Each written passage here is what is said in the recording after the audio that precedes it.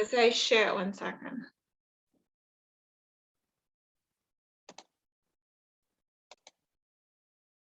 Okay, so I want to share with you some guidelines as you go into the final exam. And then, as I said, we're going to use the Dealing with Donnie casebook as a preparation for the exam. So I want to pull up the case that you're going to be focused on. And after we've gone over instructions related to this, I'm going to tell you what we're going to do next week. Wednesday. I see you on Wednesday. So I started to say Monday.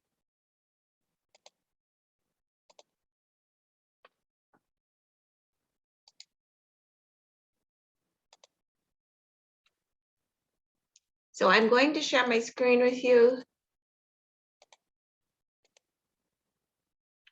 And you should all be looking at, let me enlarge this for a better view. Okay, so you should all be looking at the summary of the Dealing with Donnie exercises, and there are 3 of them. And at the end of this exercises summary, you have on page 4 an outline of the things that you need to review for your final exam. Now, I want to say that I have chapter readings next to each subject that you should be studying for or reviewing in preparation for the exam, but your exam at this level will not involve recall. What that means is you won't get a multiple choice section, or you won't be asked to recall information from the text to supply short answers. Your final exam at this level will be requiring you to apply the information that we have covered during the semester. So what that means is I would be looking to see where you are making application of the skills and the information we've provided on effective communication, how you're able to apply that to your writing. So you will have various writing tasks or writing prompts that you will have to respond to. Some of them will involve you generating letters. Some of them will involve you correcting letters. But in order to do that well, you will have to have read the information in your text and been following along as we covered this material during the semester, as far as how to correct grammar and mechanical errors. I've sent you some quick guides because I realized that chapter 4 is quite long. So I summarized some of the material and sent you 2 handouts by email. You want to review them.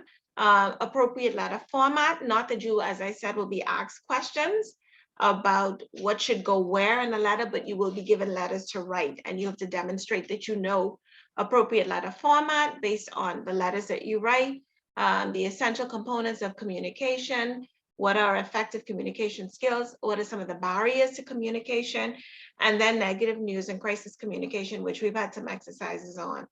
And I also reviewed summary writing with you, but I didn't send the PowerPoint. I realized that today as I was going through the list of emails that I sent you. I didn't send you the summary writing PowerPoint, so I'm going to do that tonight. But you will get this handout because each of you will be given the instructions necessary for the case that you're going to be studying tonight. And the instructions for review are at the bottom on the very last page. Okay, so let's go back to the top. For the first 6:13, so for the first 45 minutes or so, you are going to be working in one large group. And I want you to use your classmates' ideas and give feedback and basically share your approaches based on your experience and based on what you've learned in this class. Share your approaches to dealing with the various cases presented. And then some of them, for instance, like number 1, ask you to draft. So the letter that you will have to draft for case 1 is very like a letter that you might have to draft on your final. And then in the second, where you're trying to prepare Donnie for a job interview and you you come up with a list of things that he needs to bear in mind or behaviors that he wants to, or he should show on this interview, then of course what you're doing is recalling some of the interview techniques that we talked about and that you had some practice with in preparing your videos last week, Janice and Natasha especially. Okay, so you have very detailed instructions, and then the final case asks you to correct a poorly written cover letter. Okay, so all of this is meant to prepare you for what you will have to do for your final. The final is worth 60% of your grade, which is quite a lot, right? There are, let me think, I did some editing today. There are 4 parts. I don't want to give you the wrong information. There are multiple parts, each totaling between 10 and 15% of your final grade toward the 60%, right? And so you want to make sure you answer each section of the exam, because I've had the experience in the past where students didn't realize they had to answer 2 questions in one particular section and only answered 1 and lost 10 points because each part of that particular section was worth 10 marks. So make sure that you are careful in reviewing each section that you have to complete, and that you answer every question asked, so that you put yourself in the best possible position, right, to do well on the exams and 60% of your grade. Okay, so because you're sharing as a group, I won't assign tasks the way I have done in previous breakout rooms.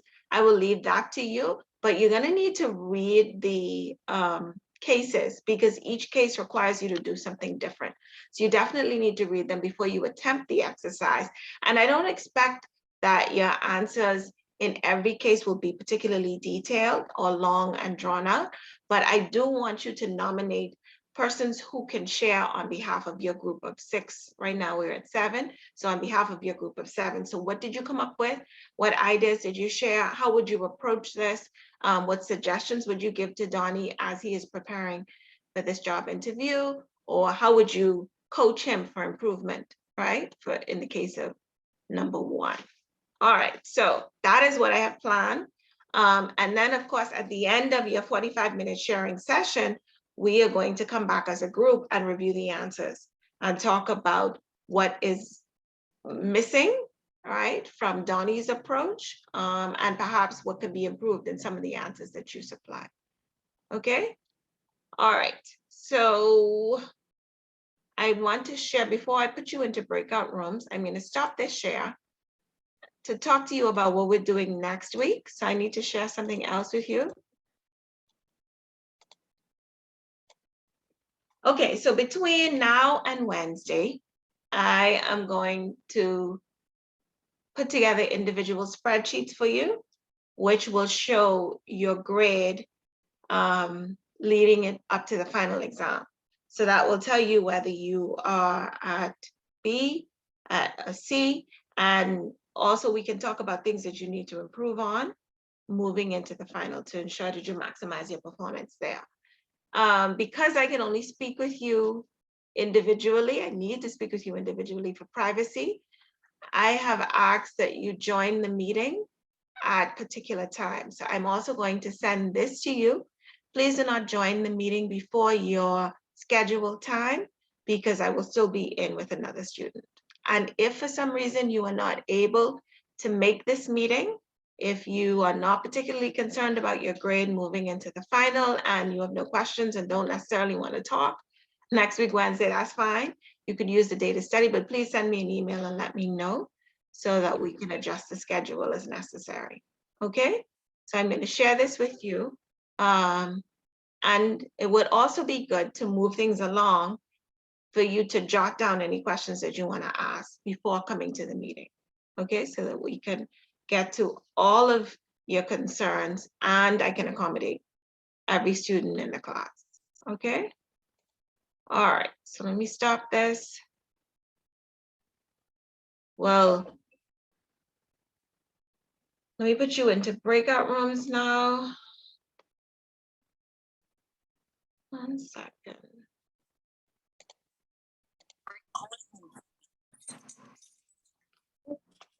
Our time has wound down. It flew by. It seemed like a long semester at the beginning of the year, but the time is gone. So we only have one breakout room. That means that all of you, Bernique, Denise, Helga, Janice, Jules, Natasha. No, Jules, you weren't booted out, but I can add your name to the list. I did not know if you were still a part of the class, but I can add your name to the list and I will send that around so everyone will get their time, okay? So Bernique, Denise, Helga, Janice, Jules, Natasha, Felicia, Tanishka. Tanishka, you're here twice. You signed on twice? You signed into 2 different devices? I had to leave home just now, so I had to sign on my phone. That's why my tablet. Okay, that's fine. Emergency. Okay, so I'm gonna open the room, but let me send you the assignment first. Okay. And then after I've done this, I'm also going to send you the summary PowerPoint, and I'm going to send you the schedule for next week. Okay, so look out for those 2 documents.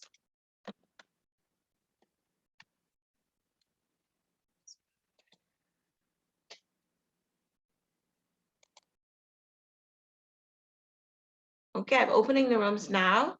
You're going to get at 6:20, you're going to get an alert around 7 that your meeting is about to close. Okay.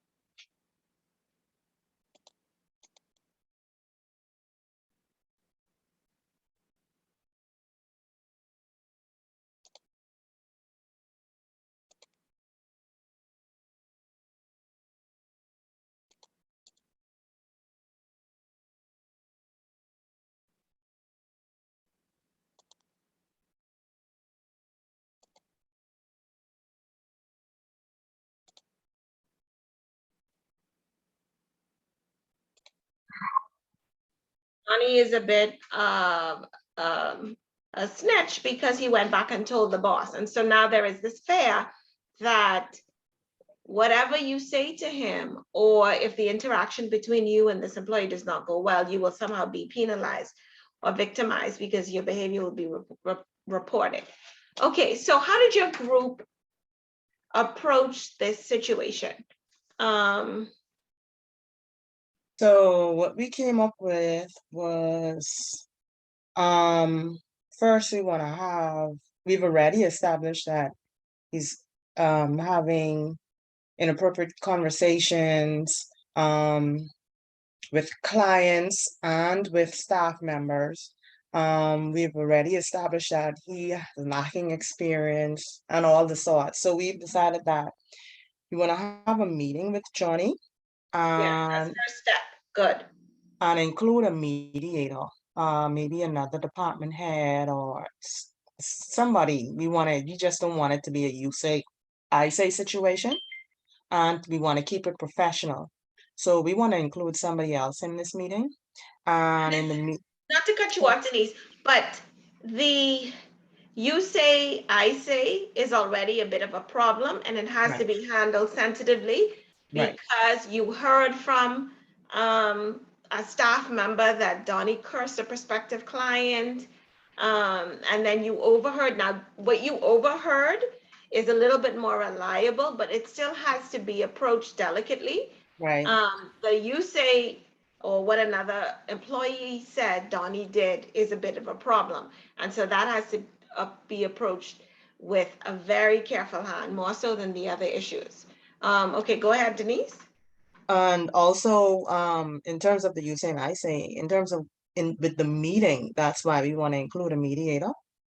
So that it would be a professional, to keep it professional.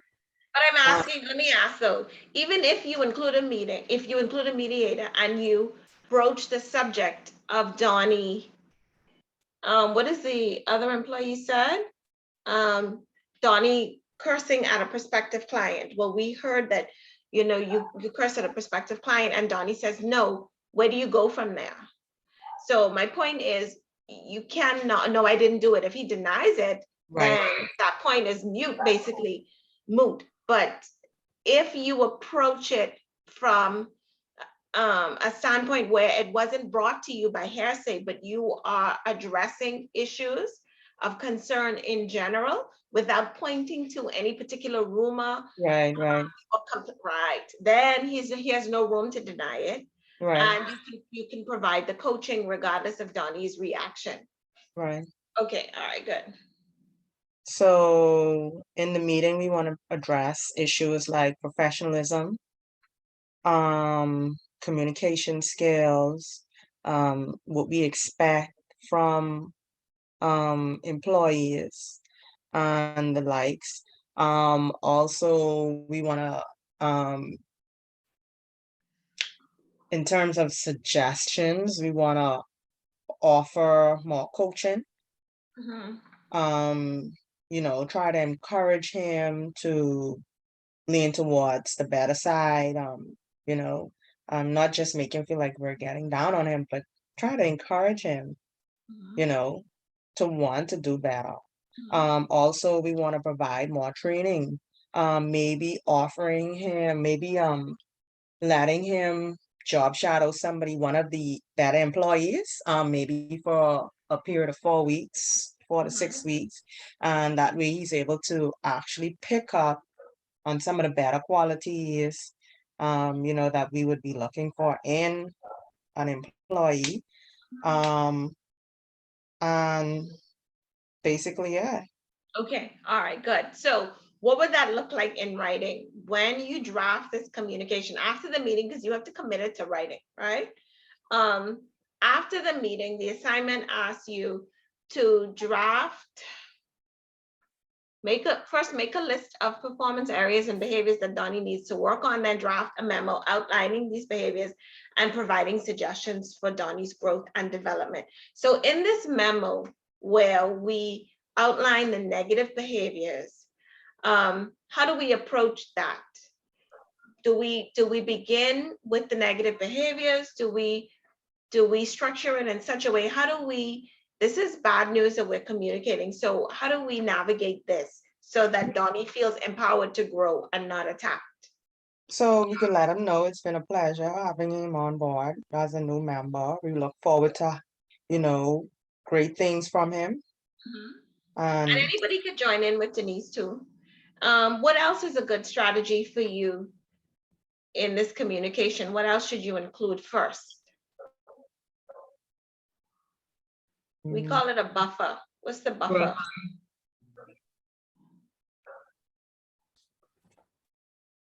Someone the start. buffer would be like the soften and open, the soften Right. open. So what is Donnie doing well? And we really hope that he's doing some things well. So Denise said, we begin with, it's a pleasure having you. Be as specific as possible. And so since he's joined the team, he's been able to accomplish X, or to add certain things to the company or to the organization is benefited in particular ways, and you want to outline that. So even if it seems like there are very minor benefits to having Donnie around, you would want to mention them, right? Mhm. Because people tend to get offended, right? Or feel as though they're being singled out or victimized in some way when negative behavior is being highlighted. As I said earlier, I would not, in documenting the negatives, say another employee reported this or another employee said this, because what happens is you give room for denial. And if the employee denies it, Donnie, I mean, denies it, then there's nowhere for the discussion to go.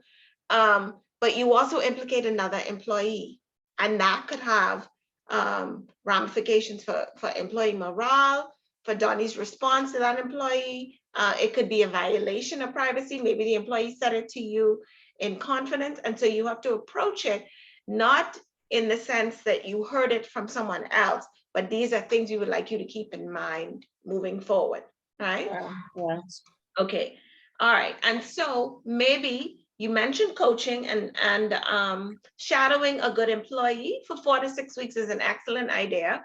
Another thing is you want to draw attention to the employee handbook, right? And there should be an employee handbook that outlines appropriate behavior and conduct for all employees, relatives of higher ups, bosses included, right?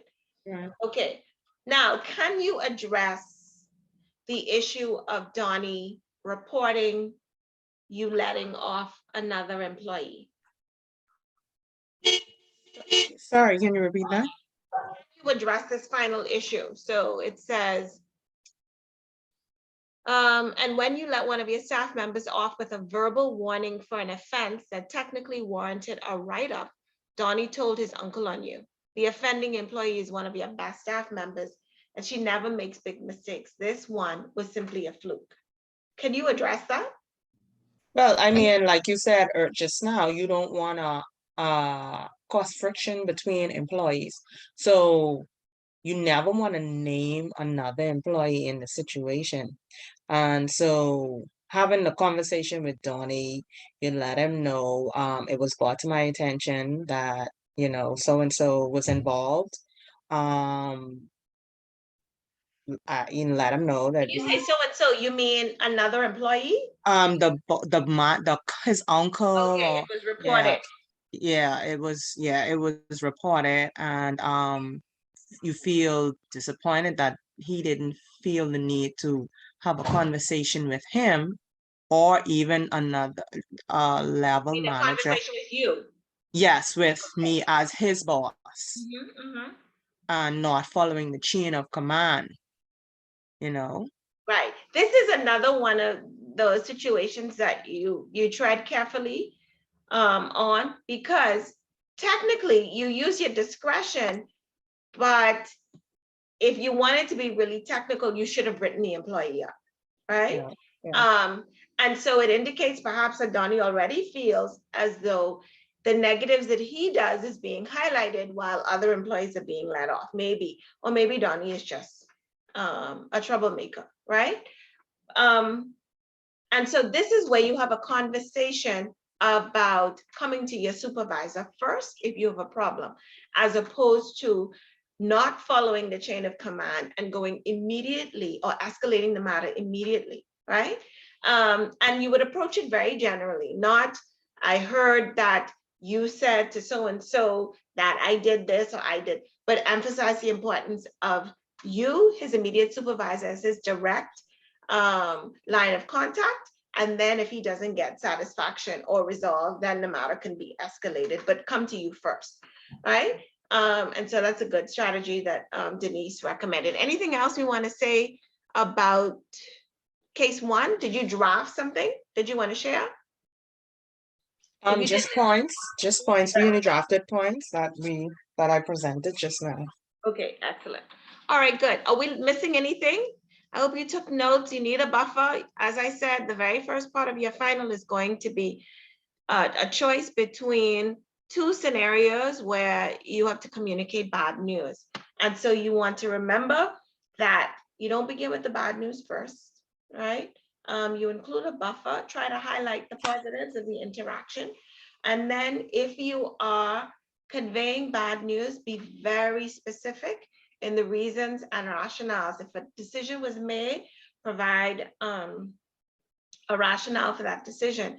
And it is always good if you can refer to company policy or some established rule or law of order that pinpoint, that supports the action that you've taken, right? So that suggests that what you were doing is warranted and it has the company's support. So you need evidence and you need support in the company manual or established practice, right? And then always the opportunity for coaching. Is there any other way we could coach, Donnie? The shadowing a good employee is an excellent idea. Anything else? Is there anything else we could suggest? I mean, you could suggest a lot of, I mean, you could suggest like reading the manuals and reading this and doing that class. But I mean, I think always it's better to get that hands-on experience where you watch the interaction between a customer and an employee and you see what should be done and how to go above and beyond without putting your foot in your mouth.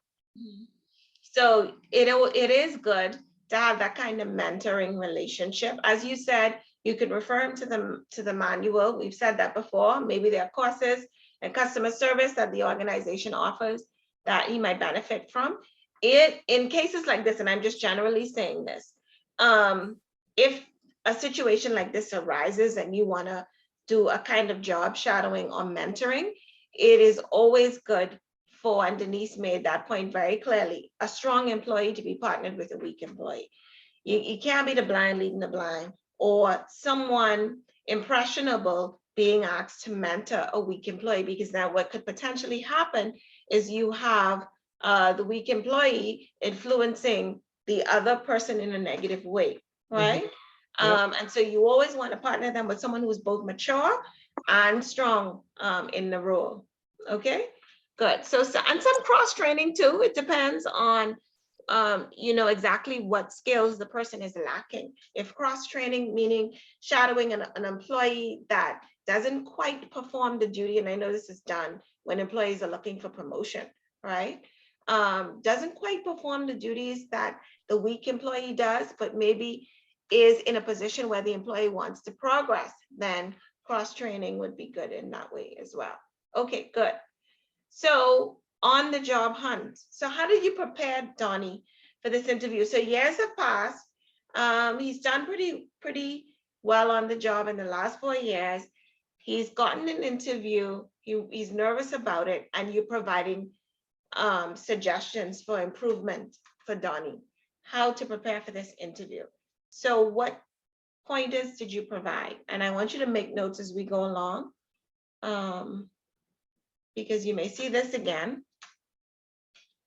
So how do you get him ready and basically get him in another job so you no longer have to deal with him? Who wants to volunteer? Thank you, Denise. Can I share my screen? Okay, go ahead, Jules.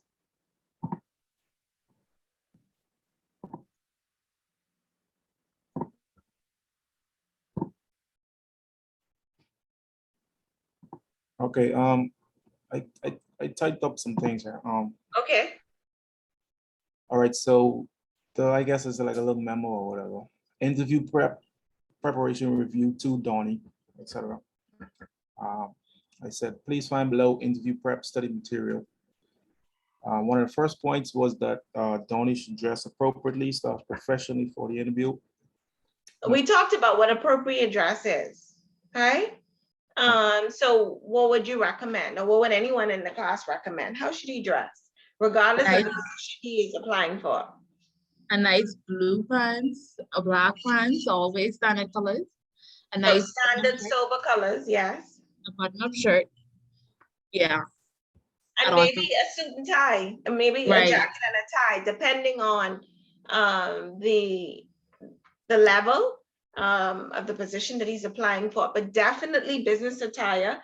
If he goes as far as a suit and tie, then that depends on the organization and the role. Okay, thank you. Who was that? Alicia. Alicia. Okay, Jules. Sorry to interrupt you. Go ahead. Yeah, he should be on time for the interview. He should be nicely groomed. He should prepare a physical portfolio sample of past work and achievements. He should have open body language. He should What is that? What does that include? Because we've talked about that. We talked about listening strategies. We had the videos last class, and it was Bernique and Bernique's partner, Felicia. Yes. When we said that her body language was very good. So what is open body language? As facing, opposed to closed. Go ahead, Jules. facing the interviewer and making eye contact with the interviewer. Saying yes and no to potential questions asked.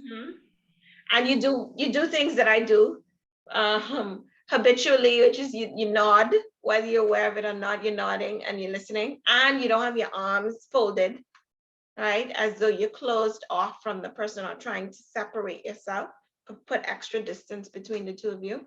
Okay, good. And you're sitting up straight, not slouching. Good. What else, Jules? You mean an open body language thing or continue? No, I think you, and then we're talking about open body. Do you have anything else before I say Oh, something no. else about open No. body language? No, that's it. And you also want to avoid kind of nervous behaviors like fooling with your hair or shaking your leg, things that distract the listener, somebody else in the interview, and that convey you in a negative light as well. You don't want to come across as nervous and jumpy on the interview. Okay, good. What else would help Donnie to prepare for the interview, Jules?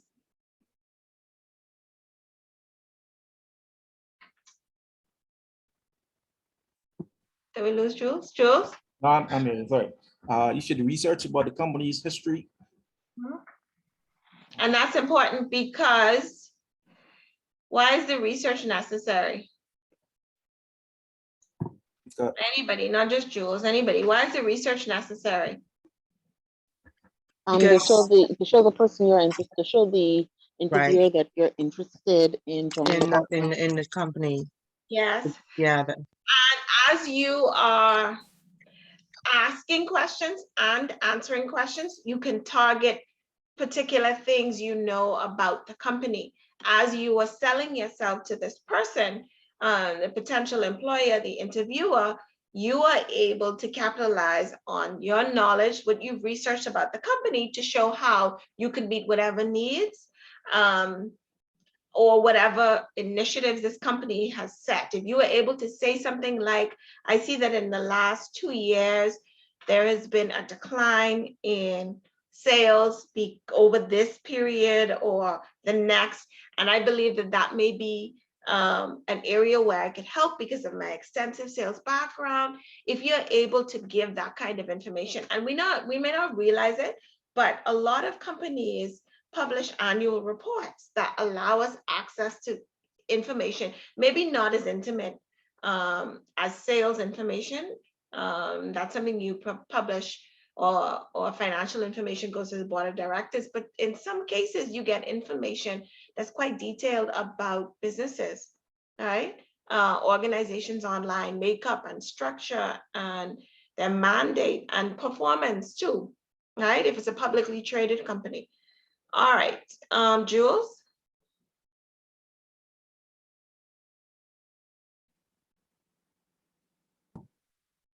Yeah, sorry. But important points for Donnie to keep in mind is to greet the interviewer before the interview.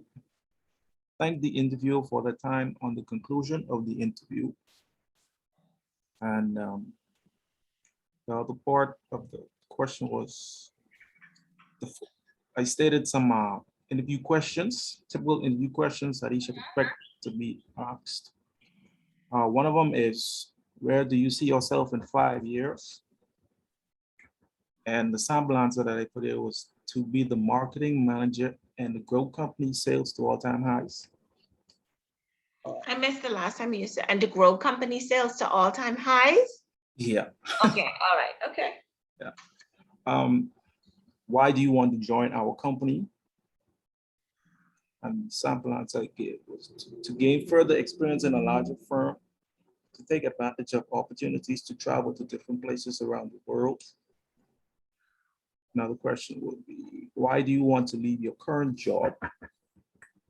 And I said here, there's not much room for growth at my current job, and I want to challenge myself for a larger role, or something like that.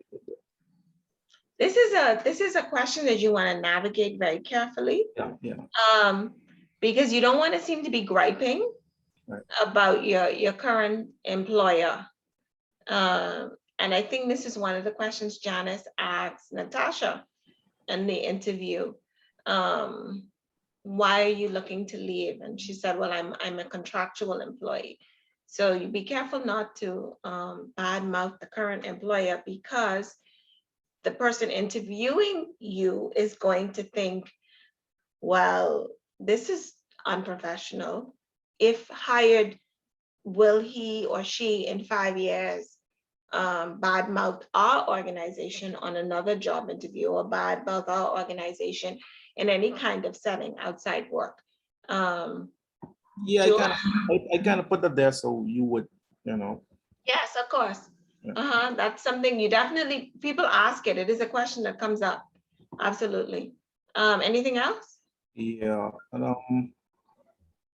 I guess one or two more questions would be, what was your greatest achievement, etc. And obviously he graduated with a college degree in mass communications. And what is your greatest weakness? I don't know how to answer that one. What is your greatest weakness? That's a difficult question for someone to answer. What is a better question? Janice asked it in the interview with Natasha, as opposed to your greatest weakness, because what you're doing is asking the employee to reveal something very personal about him or herself, and something that potentially puts them in a negative light, and that's not a position they want to be in as they're applying for this job. So what is a better question that gets them to reveal strengths and weaknesses without phrasing it in that way?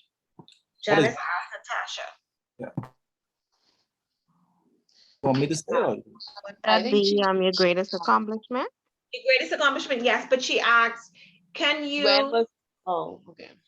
go ahead. You could, like, I think I remember when she asked, when was a time when you was facing a difficult situation and how did you react and what was the outcome? Something similar to that? Yes, that's it. That's the question.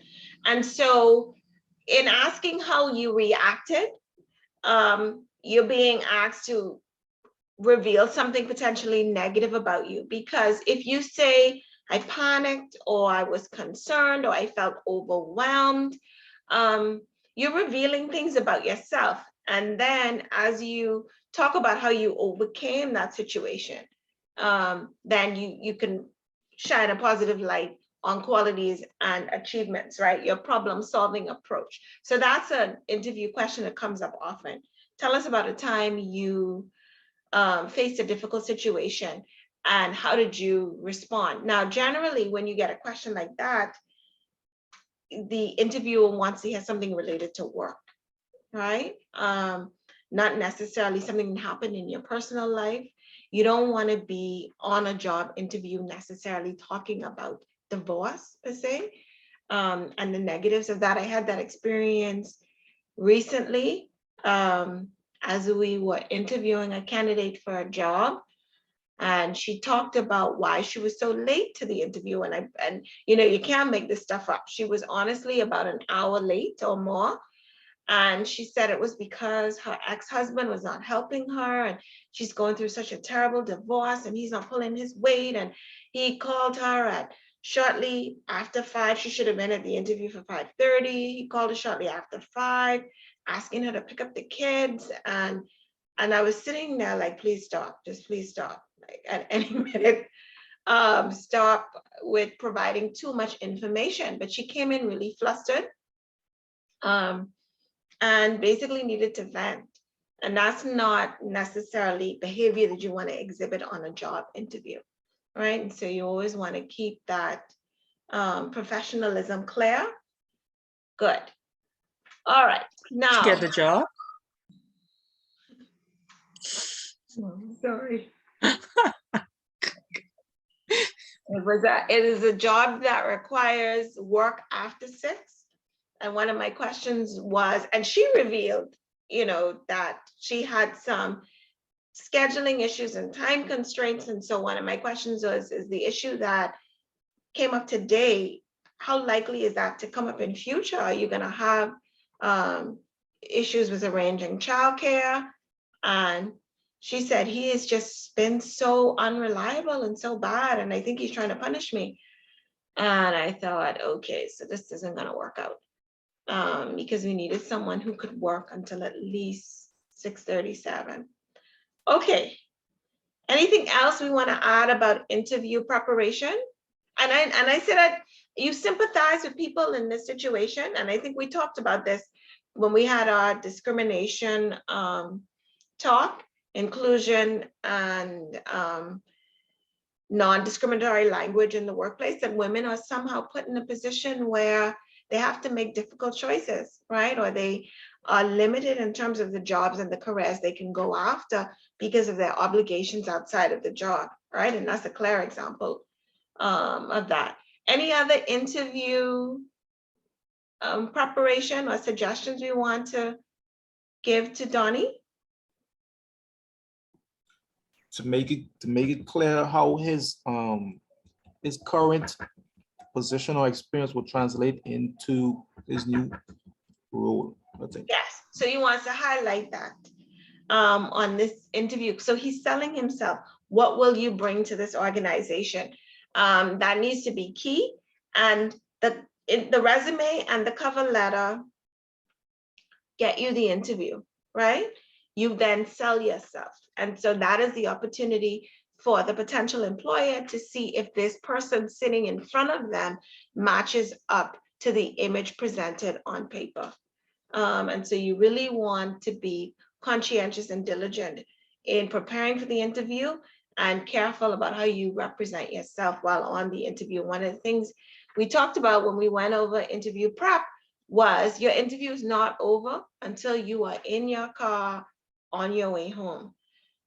If for some reason you are in the building after the interview is ended, waiting on a ride, or for whatever reason, you don't want to be a distraction. You want to continue to represent yourself professionally because you are still being observed, right? And sadly, your behavior after the interview can have a negative impact on your chances of being hired. Okay, good. So the final, so Donnie didn't get that job.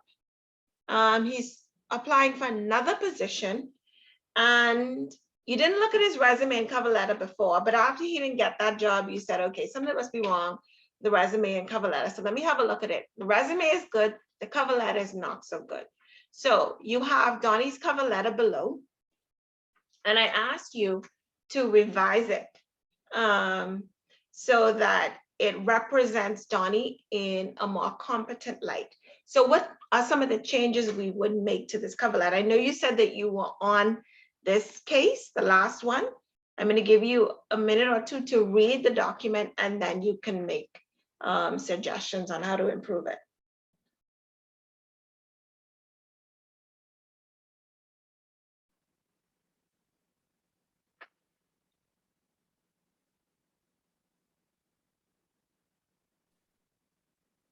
We were finished, you know. Okay, you got it done? Yeah. All right, Finished okay. Gaza. Okay, okay. So let's hear from you then. Okay. What would you like to include? Or So we change? stated that he could have been more specific with whom he's directing the letter to. Absolutely. So you want a particular person, you want this letter addressed to a person. At the very least, if you absolutely cannot get the information, and that's like absolute, then dear sir, madam. But to whom it may concern is a definite no-no. Right? But it's a simple matter of calling the company to see to whom this letter should be addressed. And they're very open. They will tell you who's the HR manager. They will be open with that information. I doubt that any company would tell you, I can't give you that information over the phone. It's not top secret. Okay, good. What else, Tanishka? We noticed he had like an else. If you look at the bottom, it says, please call me like father. That's supposed to be further. Yes. He had many grammar grammar yes. errors. So what other, okay, so let's deal with the grammar first and then we can talk about content. Okay. So we need a punctuation mark after this, to whom it may concern. Mm-hmm. What should it be? There, you can say, there, let's say Mrs. Higgs, or there, sir, madam, if you didn't get the person's name, comma. Good, okay, great. So we need a comma after to whom it may concern. What else? Anybody jump in? What about in this first line? Where's the error? I hope that you are having a good day. I mean, I even feel as if it's choice of words. The choice of words. It's too informal. Yes, too informal. And then we also suggested he used the word I too much in the whole letter. Okay, good. So we're gonna talk about the content, that it is too I focused and I centered. This is too informal. I hope that you're having a good day. I want to make it even better by telling you all the reasons I'm exactly right. So the first paragraph of your cover letter should give some information. What information should you include? You do need to explain. Go ahead. Your skills. In the first paragraph? No, the first paragraph should indicate your interest in the company. Yeah. So why are you writing? Why are you writing? What is the purpose of this letter? Good. And what else? You need some kind of, after your introduction to the hiring manager, you need some content in the letter about your skills. And somebody said that earlier, right? So why are you right for this job? This is the place for you to highlight the skills and qualifications that make you an ideal candidate for this position. What is wrong with this letter in terms of content? We know there's some grammar issues, which I said we'd get to. We ended up going to content first. We'll come back to the grammar. But what's wrong with this letter? I said it's too I focused. What does that mean? Everything is him. I hope I want to make things better. Everything is just focused. Does he say how he will help this company, why he's right for this position? No. It's all about what this company will do for me. Right. And what I hope to gain. That's not going to draw the potential employer in. So I've always dreamed about working for your company. The benefits are attractive. The salary is good. This is the next logical step for me. No potential employer is going to be persuaded to give this person an interview because they look at your resume, of course, and they see your skills and qualifications. But remember, a lot of people scan or skim. So you want to highlight those skills in your cover letter that encourages them to read the resume, right? And so instead of outlining what you expect to gain from the company, your cover letter should be focused on what you expect to bring to the organization, right? Good. And so correct that part of it. include your skills and qualifications after you've introduced yourself and the reason you're writing. What else you need to include in this cover letter?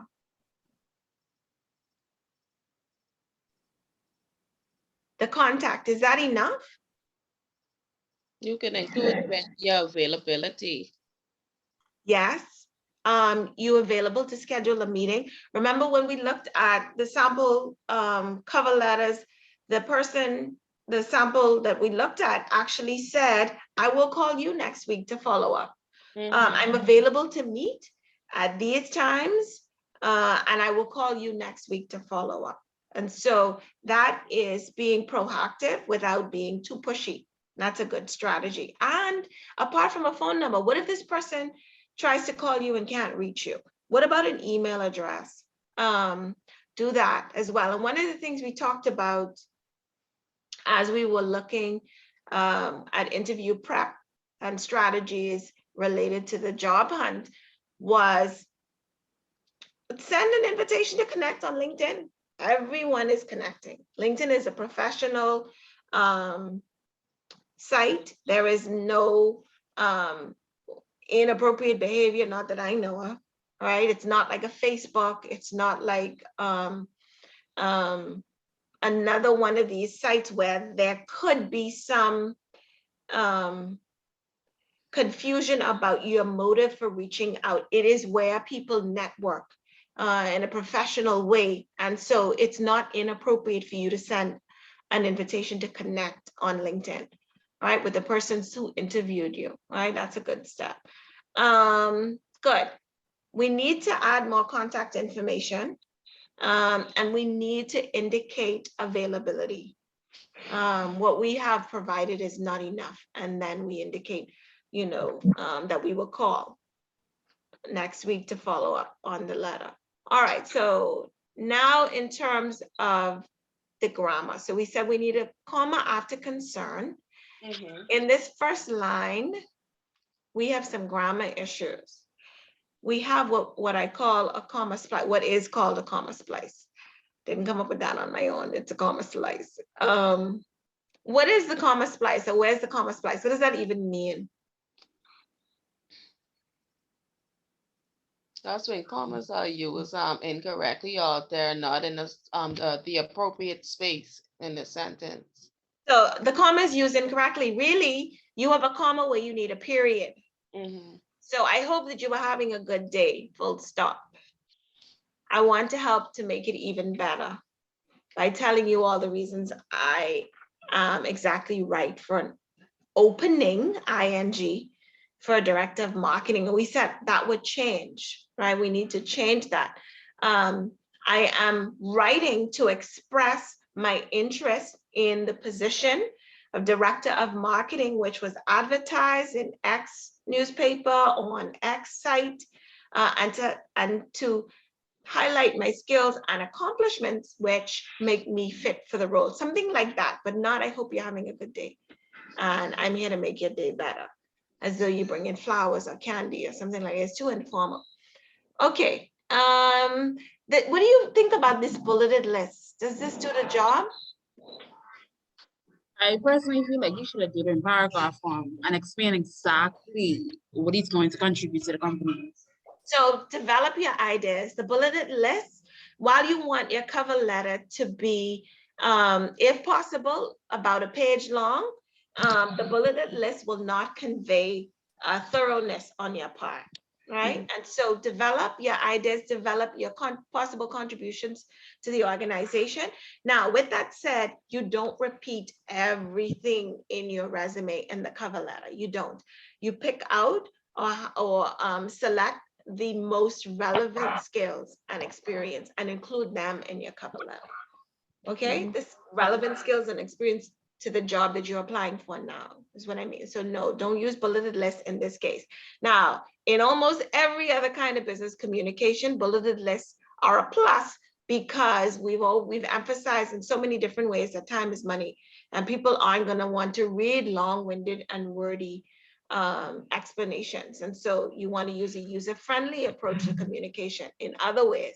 But in your cover letter, no, the bulleted list would not be advisable. All right, good. And then you need the closing, and the closing is, as we said, how to contact you. Any other grammar issues? I've always dreamed about working for your company. Please call me. No comma needed there at 426, so we can explore this further. We have another comma splice here. Should be a period. I look forward to hearing from you soon, but that will change as we add more content. Okay, good.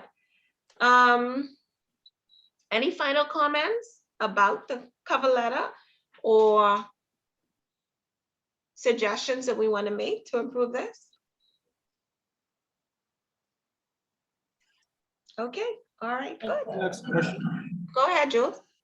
Suppose you're applying for a position and you don't have the relative experience, right? How could you word that in a cover letter, if you don't mind? So you don't have the experience, you applying for the position and hoping what? That they give you a chance That's to what I'm get asking you.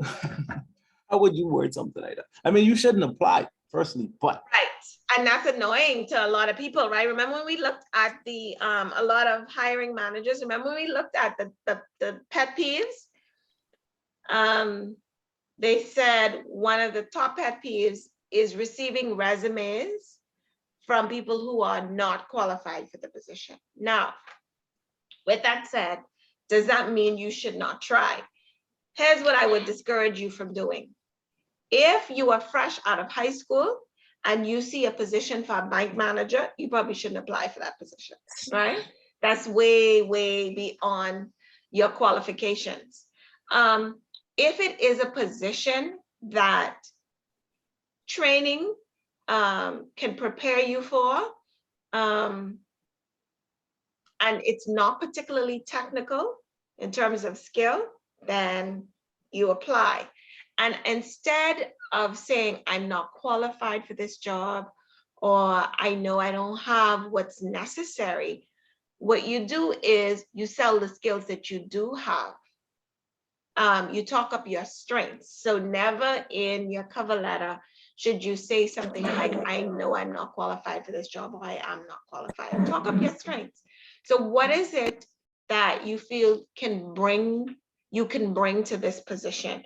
Maybe you are, I mean, think of a good example.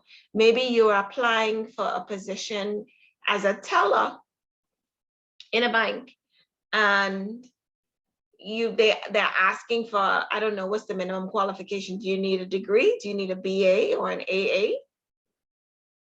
I've seen a lot of people ask for business. No. Too. You don't? You don't. Okay, all right. So you can move from high school and into the job as a teller. Yes? Let's say you don't have experience in banking at all, but you've worked in various positions that made you responsible or required you to be responsible. Let's say you worked in sales at a local jewelry store, and you were given a lot of responsibility in managing inventory and maintaining the operation, because the employer saw something in you, something valuable and trustworthy in you.